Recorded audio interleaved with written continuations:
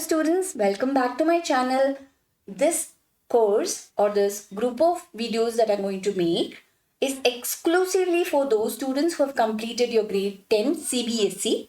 I say CBSE because ICSE students already struggled with your grade 10, will not have so much of a struggle when you go to grade 11. But CBSE students who have completed your grade 10, there is going to be a little bit of a lag in learning if you directly go to grade 11 without going through the basics of it. So what I aim to do in this set of videos that I'm going to publish in the upcoming days is to look at all the topics which you probably have not learned till grade 10 in sufficient amount to prepare yourself for grade 11. Okay, so these are the topics that we will be covering.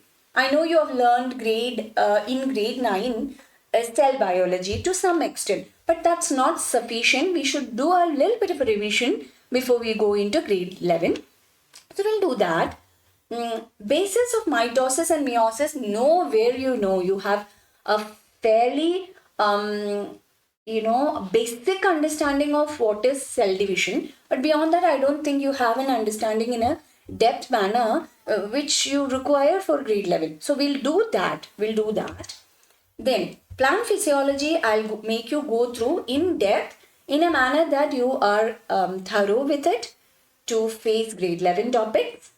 Like I said, ICSE students will not have this problem because you're learning it already in grade 10. Coming to human physiology, all the systems we will cover, all the glands we will cover, certain things like homeostasis we will cover. Then some of the biochemical pathways also will go through.